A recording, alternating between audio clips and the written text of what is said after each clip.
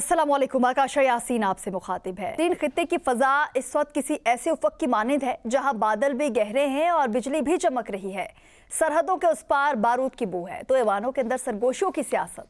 एक तरफ वजीर आजम मोहम्मद शहबाज शरीफ की जेर सदारत वो दरवाजे बंद हुए जहां इन कैमरा ब्रीफिंग में अफगानिस्तान, ईरान और मशरिक वस्ता की तपती हुई सूरत हाल पर नक्शे बिछाए गए, सफारती रास्तों की लकीरें खींची गई और कौमी यकजहती पर चिराग रोशन रखने की बात हुई। तो दूसरी जानिब अपोजिशन की सफ़ों में शमूलियत और अदम शिरकत की लकीर ने सियासी बसात को दो हिस्सों में बांट दिया। कहीं मुशावरत के दर खुले और कहीं एतराज़ की दीवारें बुलंद हो गई। और इसी दौरान सरहदी पहाड़ों में गूंजती तोपों की आवाज़ ने यह पैगाम दिया कि ऑपरेशन गज़ब लिल हक महज एक नाम नहीं, एक ऐलान है। बगराम के साए, तुरखम के गुजरगाह और चमन के संगलाख रास्ते गवाह हैं कि ये मार्का सफारत और ताकत दोनों महाजों पर लड़ा जा रहा है। क्या सियासी यकसुई इस तंद हवा का रुख मोड़ सकेगी और क्या बारूद की गूंज में अमन की कोई सरगोशी सुनाई देगी? आज के प्रोग्राम में हम इसी बदलते मंजरनामे की बात करेंगे। नाज़रीन, प्रोग्राम के दूसरे हिस्से में हम बात करेंगे मशरिक वस्ता में जारी कशीदगी के बारे में, जहां समंदर की लहरें भी जैसे जंगी नारों की बास गश्त सुन रही हैं।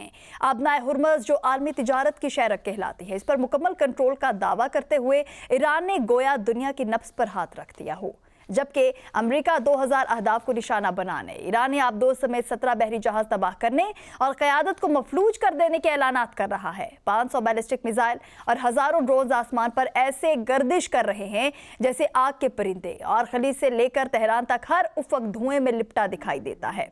बहरीन में अमरीकी अड्डों पर हमलों और 160 अमरीकियों की हलाकत के दावे हों या ईरान में सैकड़ों शहरियों की जानें, इंसानी अलमिया इस तसादुम के शोर में दब सा गया है। तेहरान की फिजा में तैयारे गिरने की खबरें, दुबई में अमरीकी काउंसिल खाने के करीब धमाके और वादा सादी की नई लहरें इस आग को मजीद भड़का रही हैं। क़यादत की तब्दीली की सरगोशियां, जानशीरों को निशाना बनाने की धमकियां और वाशिंगटन में जंग के जवाब पर उठते सवालात, ये सब मिलकर एक ऐसे मंजरनामे की तस्वीर बनाते हैं जहां सफारतकारी की मेज़ पर भी बारूद बिछा दिखाई देता है। नाज़रीन, ये थे हमारे दो टॉपिक्स। हमारे साथ इस पर ज्वाइन करें सायरा जी हैं, हमारे साथ होंगे तारिक सुमैर साहब होंगे हमारे स्टूडियोज़ में मौजूद, शकील करार साहब, और इसी के साथ साथ हमें ज्वाइन करेंगे डॉक्टर अली इमरान साहब। आप सभी का मैं बहुत ही ज़्यादा शुक्रिया अदा करना चाहूँगी। सबसे पहले तारिक सुमैर साहब, मैं आपसे शुरू करना चाहूँगी। हम देख रहे हैं कि वज़ीर आज़म शहबाज शरीफ की ज़ेर सदारत इजलास हुआ है और पाकिस्तान, अफगानिस्तान, ईरान और मशरिक वस्ता की सूरत हाल पर इन कैमरा ब्रीफिंग भी दी गई है, लेकिन अपोजिशन हमें कहीं नज़र नहीं आई। सर, क्या कहेंगे? जी, बहुत शुक्रिया काशा, ये बड़ी अहम ब्रीफिंग थी। जैसा कि आपने जिक्र किया अफ़गानिस्तान के हवाले से और ख़लीज के हवाले से, ईरान पर जो अटैक किया गया इसराइल और अमेरिका की तरफ से, और ख़ामनाई साहब की शहादत का वाक़या हुआ, बाकी जो वाक़यात हो रहे हैं, इस तनाज़र में गुज़श्ता दिन फ़ैसला हुआ था और अपोजिशन को भी शिरकत की दावत दी गई थी। यानी कायदे हिज़्ब इख्तिलाफ़ सैनेट और अपोजिशन दोनों से राना सनाउल्लाह और डॉक्टर तारक फजल चौधरी ने मुलाकात की और उन्होंने शर्त रख दी कि पहले मुलाकात कराई जाए बानी PTI से, इमरान खान से, और फिर हम शिरकत करेंगे। तो मेरी नज़र में उन्हें ये शर्त नहीं रखनी चाहिए थी, उन्हें इसमें शिरकत करनी चाहिए। तो चाहते होंगे ना कि बानी PTI खुद ही इस इजलास में बैठे, मतलब वही PTI हैं, तो इस वजह से जी वो ना आप मुलाकात कराते बानी हैं, ना PTI क्या बात करती हैं, वो अपने दौरे हुकूमत में अब इन कैमरा इजलास में नहीं बैठे थे। मैं आपको वाक़या सुना देता हूँ, फिर अली इमरान साहब उस पर जो रिएक्शन देना चाहें दे देंगे। मेरे पास तो फर्स्ट हैंड इन्फॉर्मेशन है कि जब अभिनंदन का त्यारा गिरा था और अभिनंदन गिरफ्तार हुआ था, अभी उसको इंडिया के वापस नहीं किया गया था, तो एक in camera briefing parliament house के कमेटी रूम नंबर में रखी गई थी। वहाँ पे 4 घंटे किया गया था। वो आपको आगे चल के बताऊंगा कि वापस क्यों किया गया था, वो आप जाके पूछ लें इमरान खान से कि उन्होंने क्यों किया था। 4 घंटे तक बतौर अपोजिशन लीडर शहबाज शरीफ साहब इंतज़ार करते रहे, सदर आसिफ जरदारी इंतज़ार करते रहे, बाकी अपोजिशन जमातें इंतज़ार करती रहीं, लेकिन बानी PTI इमरान खान बतौर वज़ीर आज़म इस मीटिंग में नहीं आए। जब पता चलाया गया कि क्यों नहीं आ रहे, उन्होंने कहा जी मैंने इन लोगों से हाथ नहीं मिलाना। और फिर उस वक्त के वज़ीर ख़ारजा शाह महमूद कुरैशी ने ब्रीफिंग दी और उस वक्त के army chief general Qamar Javed Bajwa ने ब्रीफिंग दी। ये तो इनका अपने दौरे हुकूमत में हाल रहा है, तो फिर ये कौमी सलामती का मामला है। इससे पहले भी एक मरतबा आर्मी चीफ और असास इदारों के सरबराह आए थे पार्लियामेंट हाउस के अंदर, और गुज़श्ता साल की बात है, वहाँ ब्रीफिंग हुई थी, उसका भी इन्होंने PTI ने बाइकाट किया था। तो इन्हें कौमी मफादात को तरजीह देनी चाहिए। ये छोटी बात है मुलाकात होना ना होना। अगर ये चले जाते हैं तो मैं यकीन से कहता हूँ कि अगले चंद दिनों में मुलाकातों का सिलसिला बहाल हो जाना था। इन्होंने जाके कोई अच्छा मैसेज नहीं दिया। मतलब आप देखें ना, अब देखें ना, इतनी अहम जमात है अपोजिशन की JUI, मौलाना फजलुर रहमान साहब उस ब्रीफिंग में भी गए, आज की ब्रीफिंग में भी गए, और मेरी मालूमात के मुताबिक सबसे अच्छी और कम्प्रिहेंसिव प्रपोजल जो दिए हैं उस इन कैमरा ब्रीफिंग में मौलाना फजलुर रहमान ने दिए हैं, कामरान मुर्तज़ा ने दिए। बताएं थोड़ी सी। वो सीक्रेट ब्रीफिंग है ना, मैं क्यों आपको बताऊं भाई। अच्छा जी, मतलब ये बता दिया वो ना आप कल पढ़ लीजिएगा। क्या सीक्रेट? मौलाना साहब ने जो तजावीज़ दी हैं वो काबिल अमल भी हैं, जिन पे अमल भी हो सकता है, और उससे पाकिस्तान के मफादात का तहफ़्फ़ुज़ भी यकीनी बनाया जा सकता है। उससे ईरान की और इसराइल की और अमेरिका की जंग बंदी भी कराई जा सकती है। मतलब अमेरिका नाराज़ भी होगा आपसे। और सऊदी अरब के मामले में जो कुछ है, कल हमारे वज़ीर ख़ारजा वाजे कर चुके हुए हैं कि हमने ईरानी क़यादत को वाजे कर दिया है कि सऊदी अरब के साथ पाकिस्तान का दिफाई मादा है, लिहाजा सऊदी अरब के मामले में आप ना करें। वहाँ कुछ साजिश की जा रही है मेरी राय में, कोई इसराइल की साजिश है। मुसाद के एक एजेंट भी पकड़ा गया है, वो साजिश कर रहे हैं कि वो मिसाइल वहाँ गिराएं और खाते में डाल दें जी ईरान के मिसाइल, और फिर पाकिस्तान का एक रिएक्शन है, जो रिएक्शन आए, चाहते हैं कि पाकिस्तान का रिएक्शन है और पाकिस्तान उस जंग में कूद पड़े। तो एक जो इस इन कैमरा मीटिंग में फैसला हुआ है वो ये है कि जो एक आले सतही डेलीगेशन जो है बहुत जल्द सऊदी अरब के दौरे पे जाएगा, और वज़ीर-ए-आज़म शहबाज शरीफ ने जितने खलीजी ममालिक के साथ उनके राब्ते हुए हैं, तुर्किया के सदर के साथ गुज़श्ता रात हुआ है, उस हवाले से भी ब्रीफ़ किया है, और वज़ीर ख़ारजा ने भी अपनी सारी गुफ्तगू बताई है, और तमाम पार्टियों ने कहा कि कौमी मफाद को अव्वलीन तरजीह दें, और इसमें हमें ईरान के साथ जो ज़्यादती हो रही है उसका भी अजाला कराना चाहिए, और जंग बंदी की तरफ अगर कुछ सफारती कोशिशें हो रही हैं उसमें पाकिस्तान अपना फ़ाल किरदार अदा करे। बिल्कुल। शकील करार साहब, हम देख रहे हैं कि वज़ीर-ए-आज़म शहबाज शरीफ का इन कैमरा इजलास हुआ है, शुरा ने मिली इत्तेहाद और सफारती कोशिशों को तेज़ करने पर जोर दिया है। क्या मौजूदा खतरात जो है उनके सामने तमाम सियासी जमातें वाकई मुत्तहिद हो सकती हैं, लेकिन उसके बरक्स हम देखते हैं कि PTI वहाँ पर मौजूद नहीं थी। इस चीज़ को किस नज़र से देख रहे हैं आप? देखिए, PTI या कोई भी जमात है वो अपने मुहब्बे वतन होने का कैसे सर्टिफिकेट जारी करा सकती है हुकूमत से। हुकूमत और अपोजिशन का हमेशा तो एक दूसरे के ख़िलाफ़ चलते हैं, और तारक उस्मैर साहब को मैं इंशाल्लाह अगले साल निशान इम्तियाज़ दूंगा कि वाकई इम्तियाज़ी किरदार अदा करते हैं हुकूमत की तर्जमानी करने में। तो उसमें सर PTI को जाना चाहिए था, वो नहीं गई है। जाना चाहिए था, आप तो कुछ PTI की गलती माना करें ना। उनका बयान किए हैं, उनका फैसला है, लेकिन उनका मौका वज़ीर-ए-आज़म भी वो फौज के साथ खड़े हैं, ये फौज पाकिस्तान की फौज है, पाकिस्तान के साथ खड़े हैं, पाकिस्तानी फौज के साथ खड़े हैं और मुल्क की दिफा के लिए खड़े हैं, लेकिन इमरान खान से मुलाकात नहीं होने दी जा रही है। तो उस इंतजार में ये कौन सा मौका है, ये कौन सा मौका मुतालिबा करने का कि PTI जो है वो ये मुतालिबा रख रही है कि बानी PTI से मुलाकात करवा दे, मेरी रिहाई की बात की जाए, रिहाई को छोड़ दिया, आप सिर्फ मुलाकात तक करें, महदूद हो गए ये लोग। तारक उस्मैर साहब तस्दीक करेंगे कि इससे पहले पार्लियामेंट में भी इन कैमरा ब्रीफिंग होती नहीं है, ये पहली दफा नहीं हो रहा। आप प्राइम मिनिस्टर हाउस में कर लीजिए, जगह का फर्क है ना, होती तो वो खूब सीक्रेट में ब्रीफिंग है ना, तो कौन सा तारक उस्मैर साहब अंदर बैठे होते हैं जो बताएंगे क्या होता है। बात यह है कि पार्लियामेंट हाउस में भी तो इन कैमरा ब्रीफिंग होती नहीं थी क्या? जिस तरह सुप्रीम कोर्ट हाई कोर्ट में चैम्बर में जाके क्या समाअत नहीं होती नहीं है? तो ये कौन सी अनोखी बात थी? अगर पार्लियामेंट हाउस में कर लेते तो कौन सी बात थी, कौन सी क़यामत आ जानी थी? यहाँ वो इन कैमरा वहाँ ब्रीफिंग मुमकिन नहीं है, पार्लियामेंट में क्या माजी में नहीं होती नहीं है? तो ये कौन सा अनोखा या नया उनका मुतालबा था PTI का जिसको हुकूमत नहीं मान रही थी? ऐसे वक्त या कैसा वक्त है? अगर बात करने का स्टैंड करने की, जब पाक इंडिया झड़पें हुई तो क्या PTI ने स्टैंड नहीं किया?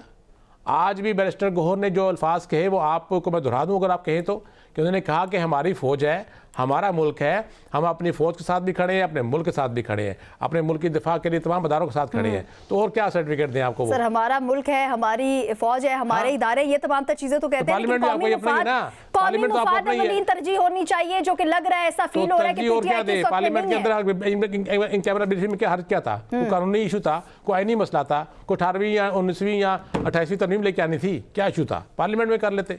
हुकूमत तो ख़ाब ने गेम करनी थी, अब हुकूमत के बाद मौक़िफ़ आ गया मज़ीद जो है वो इमरान खान की मुलाकातें लटकाने, जैसे तारक उस्मैर साहब ने तस्दीक कर दी है कि अगर चले आते तो शायद मुलाकात हो जाती। अब शायद के चक्कर में से तो 2 साल गुजार दिए उन्होंने। तो मौलाना साहब की बात आप मौलाना साहब की क्यों गए? ये कह रहे हैं सीक्रेट मौलाना साहब भी है, गए इनको ना। खुद नहीं पता कि मौलाना साहब ने क्या तजावीज़ दी है, मुझे पता है। कह रहे हैं कि ये तजावीज़ दी है, बताना नहीं तो कौन सी एंटी पाकिस्तान तजावीज़ है, बता दें पाकिस्तान के मफादात की तजावीज़ कौन सी बता किए हैं। तारक स्मैथ जिन्होंने बनाया, जो तजावीज़ मैं है उनको क्या वो सलूट एंटी मारता हूँ, पाकिस्तान है? जिनका पाकिस्तान के- किरदार था मैं उनको 100 दफा सलूट मारता हमारे हूँ। लिए मैं उन अभी नहीं। शख्सियात के साथ राब्ते में रहा हूँ जी। जो इस सारे अमल में शरीक थी। असल बात ये है कि आप- बस ठीक है शकील करार साहब, बस मैं खबर से जो- आपका पॉइंट जो है वो बस पहुंच गया है। डॉक्टर अली इमरान साहब, कौमी मुफाद जो है वो अवलीन तरजीह होनी चाहिए, जो कि इस वक्त दिख रहा है कि पीटीआई की नहीं है। पीटीआई जो है वो सिर्फ बानी पीटीआई से मुलाकात की बात कर रहे हैं और एक मुतालिबा उन्होंने रख दिया हुकूमत के सामने कि पहले मुलाकात होगी, उसके बाद हम किसी भी इजलास में शिरकत करेंगे। सर, आपको नहीं लगता कि अगर कोई मुतालिबा करना भी है तो बानी की रिहाई का होना चाहिए? आप अभी तक सिर्फ ये बात करते हैं कि एक मुलाकात करवा दी जाए, क्या कहेंगे? मुलाकात को तो आप काशा किसी को बर्दाश्त नहीं होता, आप रहे की बातें कर रही हैं। बिस्मिल्लाहिर्रहमानिर्रहीम। मैं ये चाहूंगा कि सिर्फ मुझे 5 मिनट अगर आप सुनेगी तो तारिक शमीर साहब का जवाब आ जाएगा। कौमी सलामती के ऊपर मैं बात कर लूंगा कि कौमी सलामती है क्या। जी, क्या वज़ीर आज़म इमरान खान की हुकूमत गैर कानूनी तौर पर कौमी खत्म करना कौमी सलामती का मामला नहीं था? भाईजान क्या पूरे अदम पाकिस्तान की एतमाद और सियासत- आईनी तरीके से खत्म हुई थी सर ना। सुन लेना, ना। अब आप यही तो सुने, अब सुनते नहीं है ना। क्या पाकिस्तान के तमाम सियासी लीडरों को खरीद कर वजीर आजम इमरान खान के खिलाफ अदम एतमाद लाना कौमी सलामती का मामला नहीं था? क्या उस फॉल्स फ्लैग के बाद जिस तरह पाकिस्तान की सनत तबाह हुई, जिस तरह पाकिस्तान की ब्यूरोक्रेसी तबाह हुई, क्या जिस तरह पाकिस्तान की जुडिशरी तबाह हुई, जिस तरह पाकिस्तान के कारोबार तबाह हुए, क्या वो कौमी सलामती का मामला नहीं था? क्या 26 नवंबर को जब आपने इस्लामाबाद डी चौक में पाकिस्तान तहरीक इंसाफ के कारकुनान के सरों में गोलियां मारी और उनको उनके घरों तक लाशें ले जाने तक की इजाजत नहीं दी, क्या वो कौमी सलामती का मामला नहीं था? क्या आपने जिन बोगस केसों में पाकिस्तान तहरीक इंसाफ के चेयरमैन इमरान खान साहब को 2 साल से जेल में रखा हुआ है, क्या ये कौमी सलामती का मामला नहीं है? क्या पाकिस्तान की सबसे बड़ी सियासी जमात का लीडर पाकिस्तान तहरीक इंसाफ का चेयरमैन इमरान खान, जिसको डॉक्टरों के तक रिसाई नहीं दी जा रही और उसकी एक आंख जाया होने के करीब है, क्या ये कौमी सलामती का मामला नहीं है? तो अगर वजीर सर, आपकी पार्टी के लोग हैं जो कह रहे हैं कि उनकी आंख जो है वो बेहतर है, 95% उनकी आंख की बिनाई जो है वो ठीक हो चुकी है। जब तक पाकिस्तान तहरीक इंसाफ के न्यूट्रल डॉक्टर्स को खान साहब तक रिसाई नहीं दी जाएगी, उस वक्त हम इस बात को कतई तौर पर मानने के लिए तैयार नहीं है। सर, अगर हुकूमत खुद ही बहुत ज्यादा सिंसियर हो गई है इस मसले को लेकर और उनका इलाज जो है वो प्रॉपर करवाया जा रहा है, तो फिर हुकूमत इस मुल्क के साथ सिंसियर नहीं है तो वज़ीर आज़म इमरान खान के साथ क्या सिंसियर होगी, जो 17 सीटें लेकर इक़्तिदार के ऊपर बड़ा जवान है और इस मुल्क की तबाही कर रहे हैं। वो इस मुल्क की कौमी सलामती के बारे में सिंसियरिटी तो है, टाइम टू टाइम चेकअप उनका हो रहा है, प्रॉपर उनको जो इंजेक्शन होता है प्रॉपर डेट्स जो होती हैं वहां पे लेकर जाया जाता है उन्हें। अगर टाइम टू टाइम चेकअप हो रहा है तो उसमें पाकिस्तान तहरीक इंसाफ के डॉक्टर आसिम को शामिल करने में क्या हर्ज है? अगर टाइम टू टाइम आप उनका मुआयना करवा रहे हैं तो उसमें 2 न्यूट्रल डॉक्टर या 2 पाकिस्तान तहरीक इंसाफ के डॉक्टरों को शामिल करने में क्या मुज़ायका है? फिर अच्छा सर, मुझे सिर्फ ये बताइएगा कि पीटीआई का इस वक्त में ये मुतालिबा सामने क्यों आया कि बानी पीटीआई से एक मुलाकात करवाई जाए?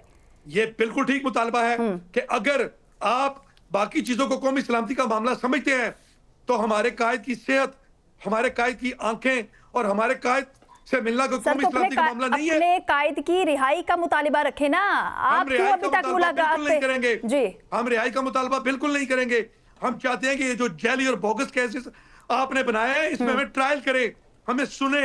ऐसा नहीं है कि 1.5 साल से हमारी अपीलें फिक्स ना करें, हमारी एप्लीकेशंस को एंटरटेन ना करें। हम कतई ये बात कहने के लिए तैयार नहीं है कि आप हमें रिहाई दें। रिहाई तो वो मांगता है जो कसूरवार हो, जिसने कोई जुर्म किया हो, लेकिन जिसने कोई जुर्म ही ना किया हो और जिसको पता हो कि मैं I am coming with clean hands, वो कहते हैं मेरा ट्रायल करें। अदालतों के जरिए हम अपनी रिहाई चाहते हैं, हम किसी डील के जरिए और किसी बीक के जरिए रिहाई नहीं चाहते। सर, आपकी पार्टी के कुछ लोग हैं जो कहते हैं कि बानी को रिहा करो। कोई भी नहीं कह रहा कि बानी को रिहा करो। जो भी बानी की रिहाई की बात करता है, और बानी खुद ये बार बार कह चुके हैं कि मेरी रिहाई जो है वो सिर्फ अदालतों के थ्रू होगी। मैं इन तमाम जैली केसेस को फेस करने के लिए तैयार हूं।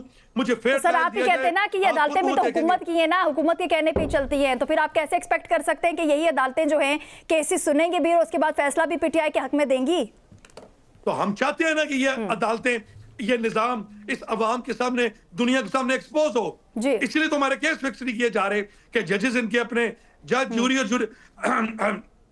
और प्रोसिक्यूशन इनके अपने हैं। ये उन्हीं के जरिए देख लें, पिछले 1.5 साल से अल-कादर ट्रस्ट से लेकर तोशाखाना 2 है और खान साहब की सेहत का मसला है, इसको फिक्स नहीं किया जा रहा। बड़ी मुश्किल से अभी 2 दिन पहले जो है वो एक डीबी ने जो है 10 तारीख हमें दोबारा बुलाया कि आप आए 10 तारीख को, हम इसको जो खान साहब की सेहत का मामला है इसको डिसाइड करते हैं। ये झूठे लोग हैं। इस पार्लियामेंट की क्या औकात है, मुझे आप ये बताएं।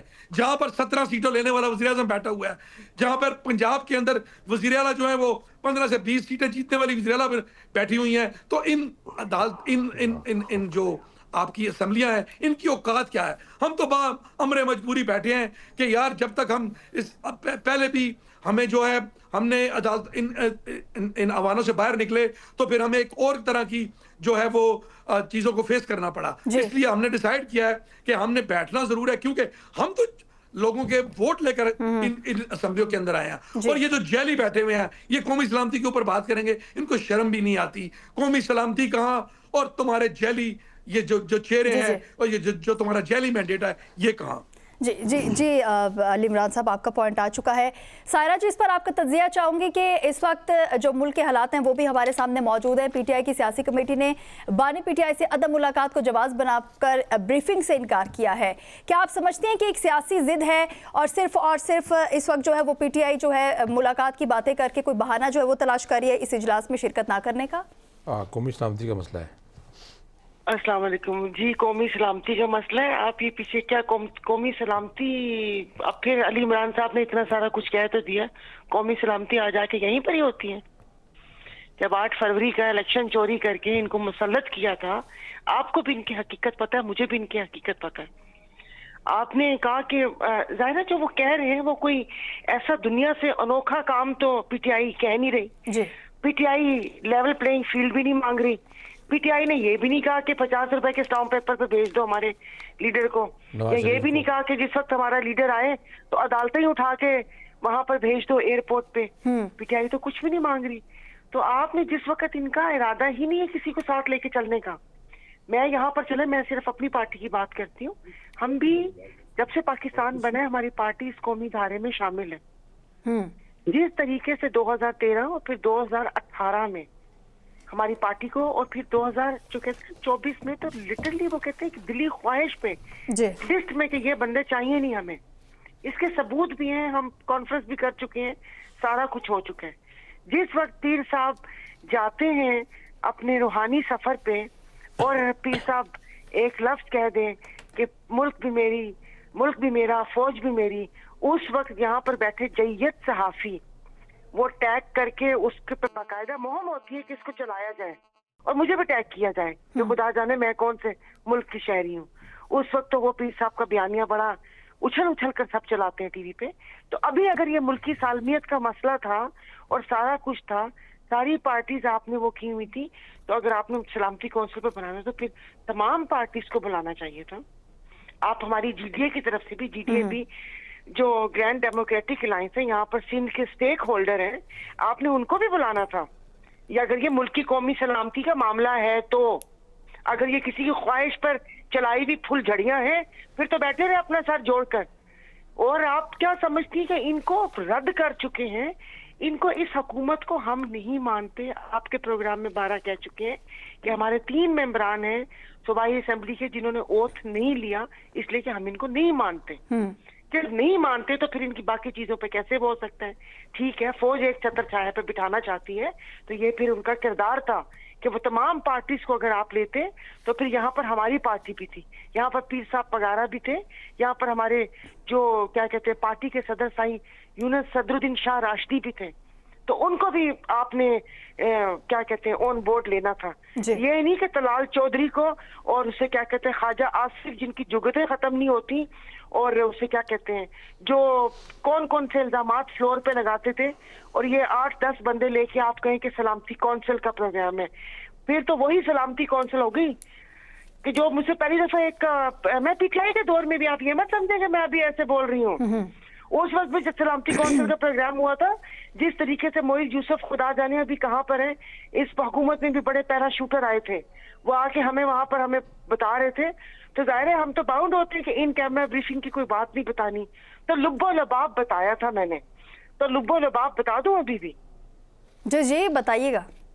जी, लुब्बो लबाब ये था कि बिजली की नंगी तारों को मत छुएं, घर से बाहर निकलते हुए कुंडी लगा लें, और गीजर बंद जब क्या कहते हैं गैस बंद करें तो पीछे से मेन वॉल भी बंद करें, तमाम दवाएं बच्चों की पहुंच से दूर रखें, तबीयत ज्यादा खराब ये हो तो आप इस्तार बता रही हैं, ये तो आप इस्तार बता रही हैं। उस वक्त लुब्बो लबाब था। ये जो आप सिक्योरिटी काउंसिल की बात कर रहे हैं वो लुब्बो लबाब था, यही लुब्बो लबाब था, मैं झूठ नहीं कह रही। तो बस अब बस मैंने अपना मौकफ दे दिया कि आपका मौका इतना था। जी तो हाँ, तो हमारी पार्टी भी थी, पीर साहब पगारा वो, और उनकी कोई भी जो सूर्य बादशाह, उनकी भी कुर्बानियां इस मुल्क के लिए कोई ढकी छुपी नहीं है, इस खत्ते के लिए। इस ज़ाहिर मुल्क तो बाद में बना जी, तो ये हमें भी ऑन बोर्ड लेना चाहिए था, अगर इतना इनको सिक्योरिटी और तमाम चीजों का एग्जैक्टली ऑन बोर्ड लेना चाहिए था, लेकिन नहीं लिया गया हुकूमत की जानिब से। बहुत शुक्रिया सारा जी, आपका पॉइंट आ चुका है। नाज़रीन, ऑपरेशन लिल हक जारी है और इस वक्त जो अफगान तालिबान हैं वो शदीद खौफजदा हैं। इस पर बात होगी, यहाँ पर वक्त एक शॉर्ट ब्रेक का, हमारे साथ रहिए।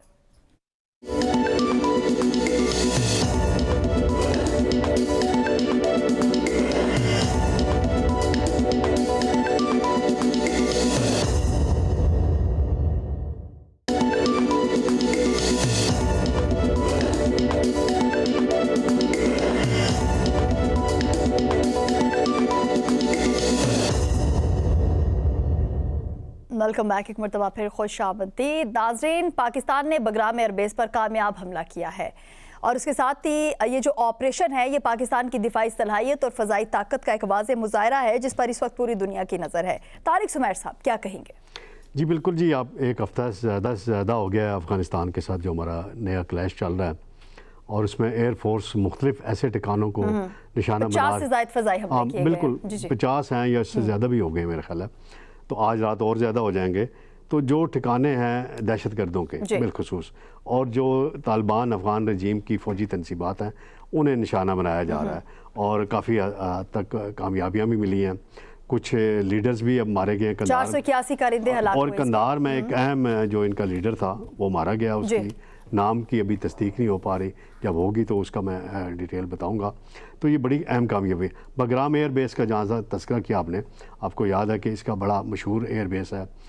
9/11 के बाद जब अमेरिका अफ़गानिस्तान में आया तो उन्होंने इसको इस्तेमाल किया और यहीं से वो सारे अफ़गानिस्तान के अंदर ऑपरेशन करते थे, बल्कि ख़त्ते के अंदर भी उनकी रसाई थी।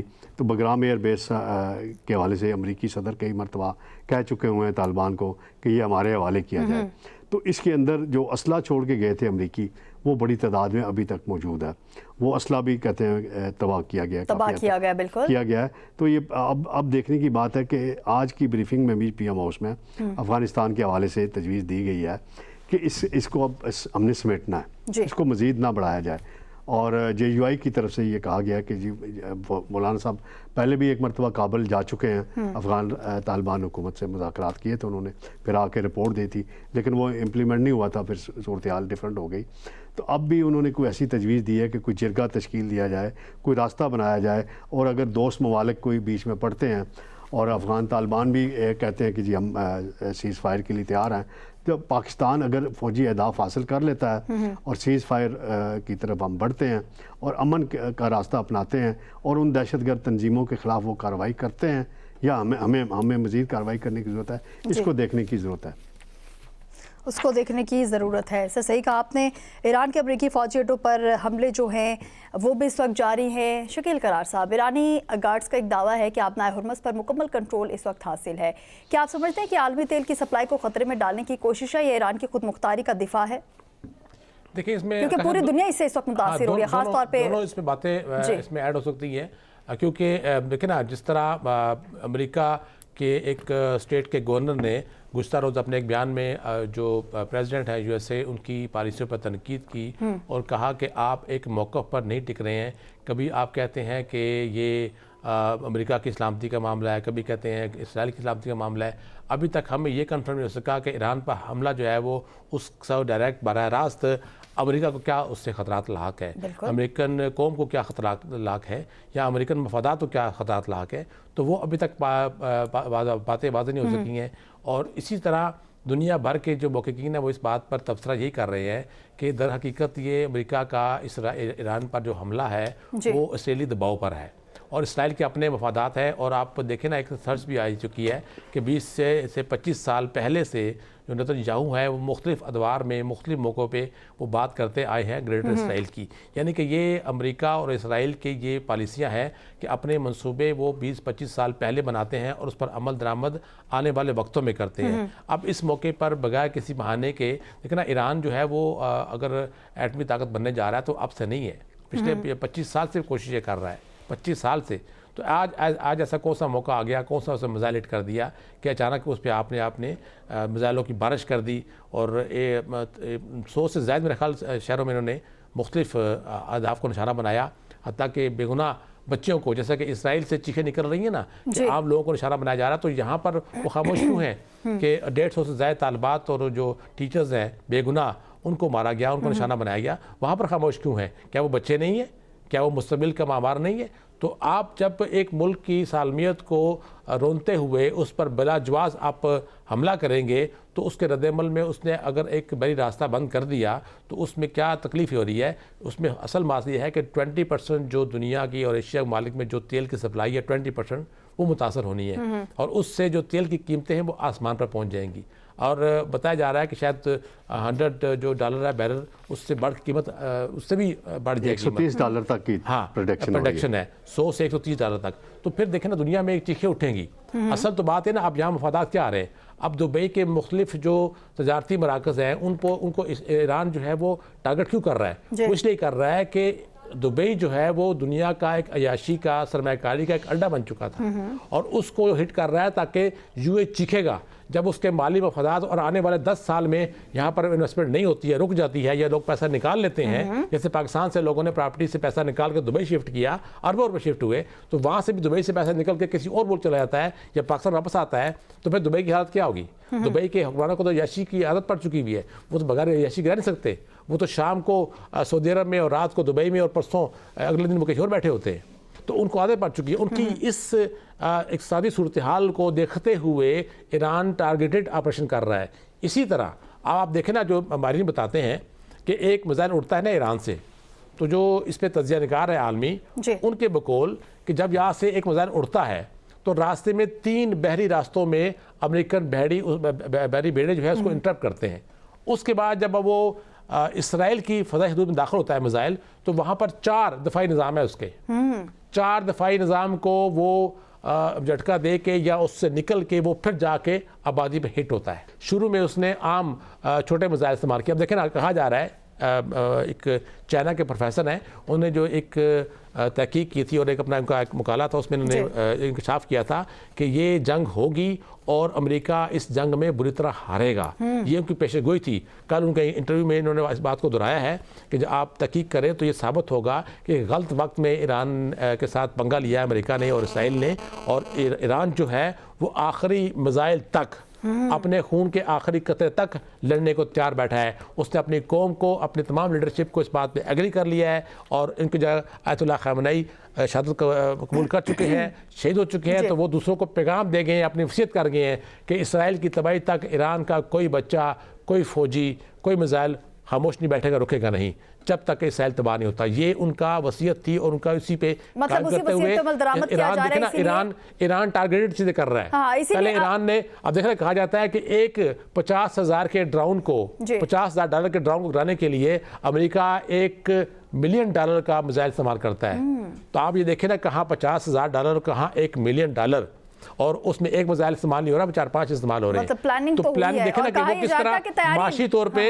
अमेरिका और इसराइल को नुकसान पहुंचा रहा है ईरान। सर, बातें तो ये भी होती है कि ईरान जो है वो बिल्कुल उसकी तैयारी नहीं है, लेकिन अब हमने देख लिया कि तैयारी किस हद तक जो है वो बढ़ चुकी है। सायरा जी, ट्रंप जो है वो एक दावा कर रहे हैं कि ईरान अब बात करना चाहता है, मुज़ाकिरात की बात कर रहा है। वो कह रहे हैं कि मुज़ाकिरात कर लिए जाएं अब हमारे साथ, मगर अब देर हो चुकी है। क्या अमेरिका मुज़ाकरात के बजाय जंग जारी रखने पर तुला हुआ है, तभी इस तरह के बयानात सामने आ रहे हैं, या कोई और वजह आप समझती हैं? कसियानी बिल्ली खंबा नोचे। देखिए, वो आपके प्रोग्राम में कहा था जो बंदा 6 से 7, 7 से 8, 10, 11 जहाज कर दे और खुदा जाने अभी ये जंगे ना छिड़ती तो 11 से 15 ले जाता। उनके तो वैसे भी बयानात उठाकर देख लें, अब कल देख लें कि अगर सहाफी इनको काउंटर ना करते तो उन्होंने जो पहले बयान दिया था वो उसी से मुकर गए कि ये हमने कहा था जी।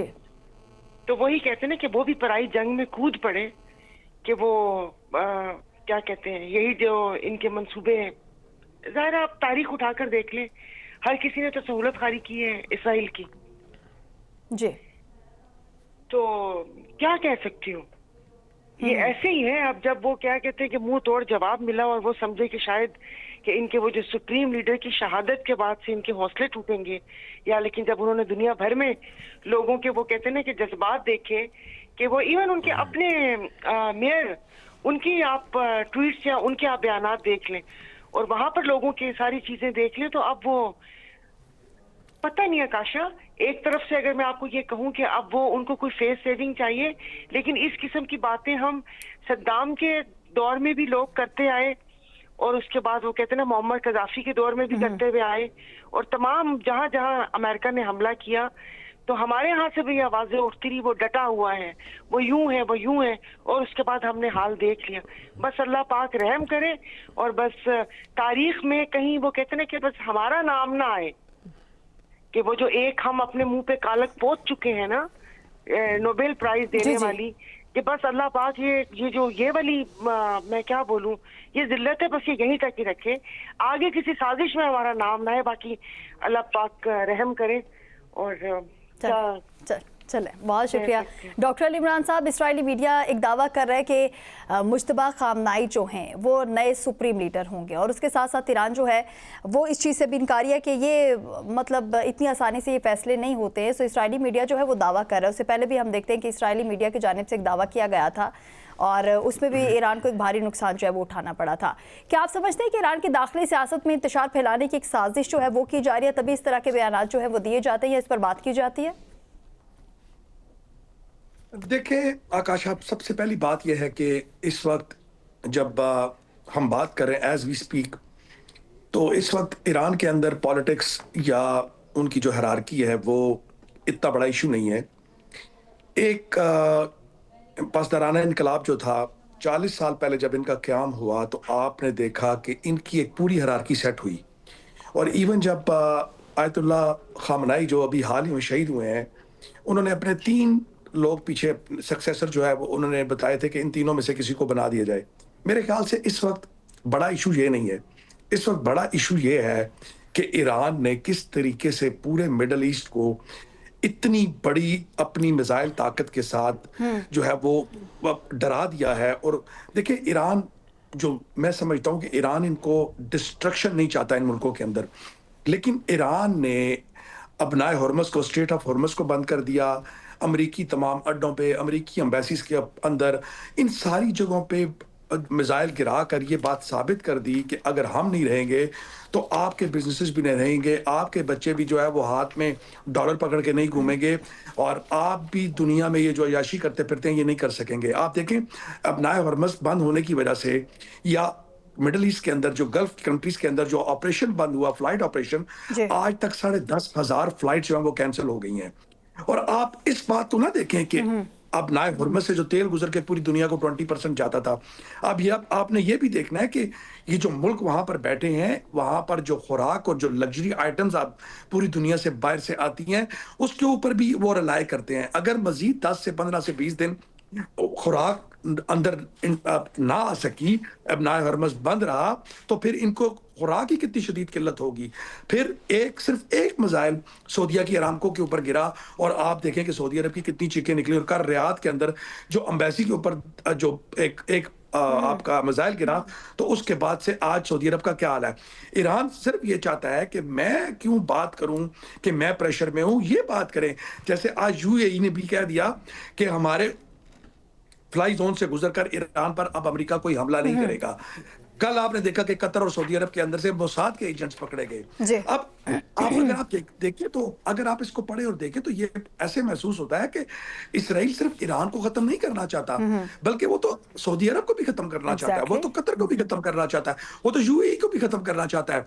अब ईरान ने जिस किस्म की स्ट्रेटजी यूज की, जून 2025 के अंदर जब ईरान पर अमेरिकन अटैक्स हुए, हमले हुए, और उन्होंने जब अपने मिसाइल गिराना शुरू किए इसराइल के ऊपर और अमेरिका के ऊपर, जब उन्होंने वो हमलावर हुए तो उन्होंने अपनी कमजोरियों के ऊपर काम किया। और आज आपने देखा कि उन्होंने कमजोरियां कितने अच्छे तरीके से खत्म की। उन्होंने पहले फेज के अंदर अमेरिका की जितनी भी गल्फ के अंदर बेसिस थी और इनकी एम्बेसीज थी उनको अटैक किया।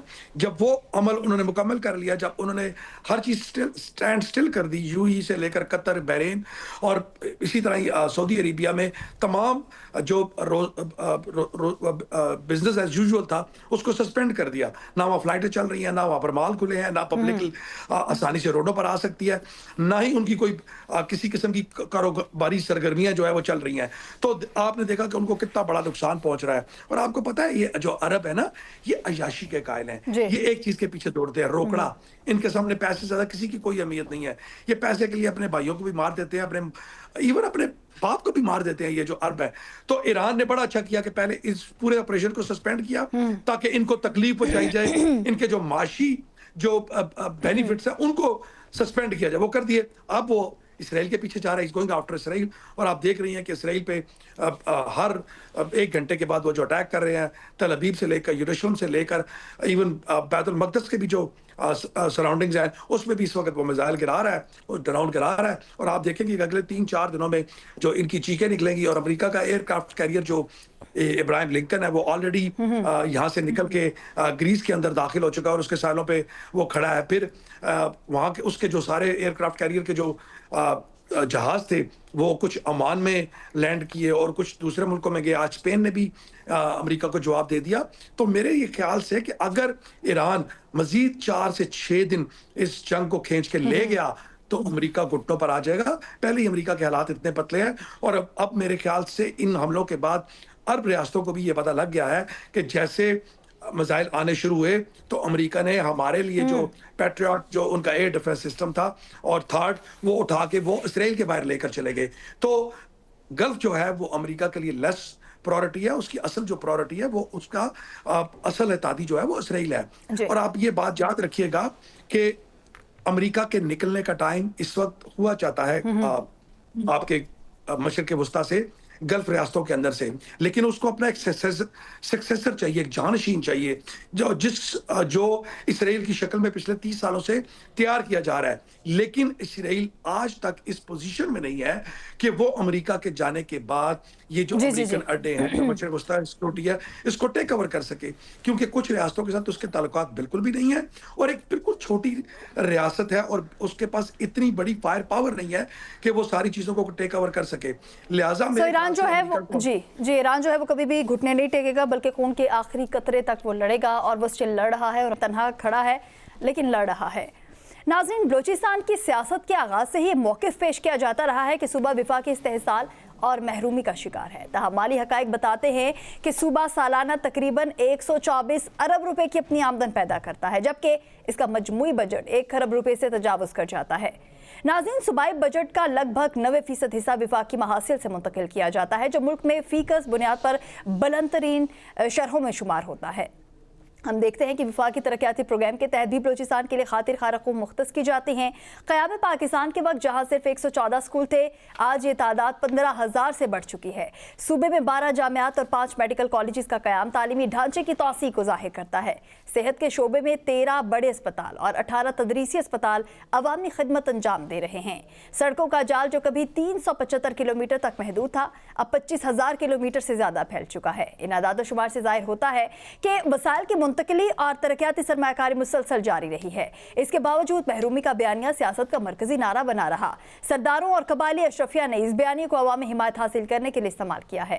एहतसाब के बजाय शिनाख्ती सियासत को इंतखाबी मुहिमात का महवर बनाया गया। विफाक पर तनकीद के जरिए सूबाई सतह की बद इंतजामी को पस्से मंजर में धकेल दिया गया। आईनी तरमीम के बाद तालीम, सेहत और समाजी बहबूद जैसे अहम शोबे मुकम्मल तौर पर सूबाई इख्तियार में आ चुके हैं। इसके बाद भी गवर्नेंस की नाकामी को विफाकी इस्तेहसाल से जोड़ना हकीकत से मुताबिकत नहीं रखता। कुदरती वसाइल के हवाले से भी सूबा तेल बरामद नहीं करता, जबकि कई मादनी ज़खायर अभी मुकम्मल तौर पर दरियाफ्त नहीं हुए। विफाकी फंड्स के तसलसल ने सरदारों को सियासी ताकत को मजीद मुस्तहकम किया है। जमहूरियत का अमल जारी रहा, मगर वोट अक्सर कबायली वाबस्तगी और इज्तिमाई शनाख्त की बुनियाद पर दिया जाता रहा। नतीजतन हकीकी मसाइल जैसे गुर्बत, बदअमनी और इदारा जाती कमजोरी हल तलब ही रहे।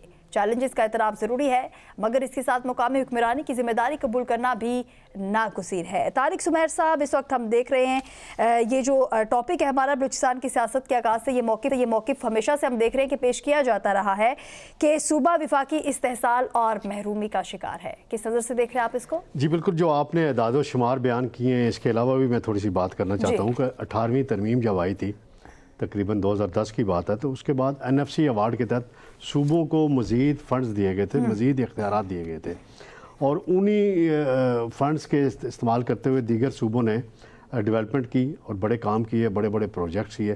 बलूचिस्तान के अंदर एक तो अमन अमान का मसला काफ़ी अरसे से चला आ रहा है। जब से नवाब अख्तर बुगटी का वाक़या हुआ, उसके बाद से तसलसल के साथ ये चला आ रहा है।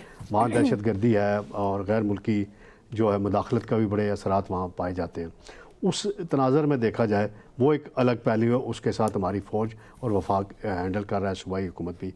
वहाँ असल में बात ये होती है कि वहाँ जो सियासी निज़ाम है सूबे का, वो सरदारों के तहवील में ज़्यादातर रहा है, हमेशा रहा है।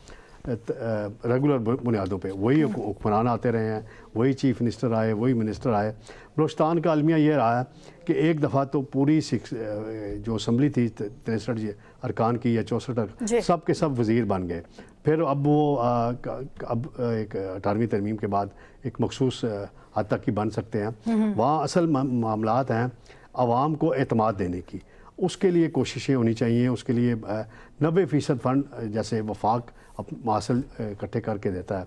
जितने कुदरती वसाइल बलूचिस्तान के पास मौजूद हैं, अगर वो सही तरीके से उनको इस्तेमाल किया जाए, उन्हें निकलने दिया जाए, तो न सिर्फ बलूचिस्तान बल्कि पूरे पाकिस्तान को फ़ायदा हो सकता है। मादनी वसाइल बड़े हैं, बड़े बड़े मायदे हुए हैं, लेकिन वहाँ गैर मुल्की ताकतें उस सूबे में अमन नहीं कायम होने दे रही, उसकी वजह से मसाइल बढ़ते हैं। अब जो नई हुकूमत है इस वक्त कायम है, सरफराज बुगटी वहाँ पीपल्स पार्टी की तरफ से लीड कर रहे हैं। काफ़ी उन्होंने इस हवाले से काम भी किए हैं, एजुकेशन के हवाले से काम किए हैं, हेल्थ के हवाले से काम किए हैं। जो मुलाजमीन की भर्तियों का सिलसिला था उसमें भी किसी हद तक थोड़ी शफाफियत लाने की कोशिश की गई है।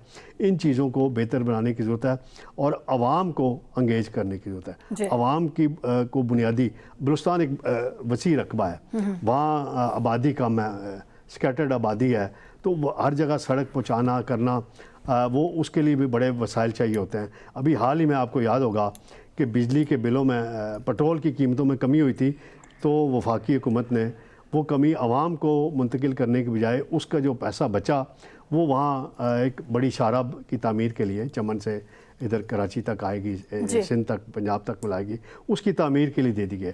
वफाक तो हर मुमकिन वहाँ उसमें ब्यूरोक्रेटिक हवाले से काम करने की ज़रूरत है। गुड गवर्नेंस जो है उसका खाका बेहतर करने की ज़रूरत है, उस पर काम करने की ज़रूरत है। सियासी ब्लैकमेलिंग से बचे चीफ मिनिस्टर और गुड गवर्नेंस को फोकस करे, तो फिर आवाम का एतमाद भी बहाल होगा, आवाम के मसाइल बुनियादी सतह पर हल होंगे।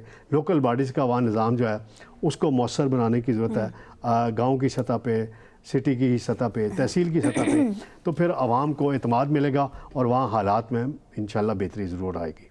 चलिए, बहुत शुक्रिया तारिक सुमेर साहब, शकील करार साहब, इमरान साहब और सायरा जी, आप सभी का बहुत ज़्यादा शुक्रिया अदा करना चाहूँगी। इसी के साथ ही अपने मेज़बान आकाश यासीन को दीजिए इजाज़त। खुदा हाफ़िज़।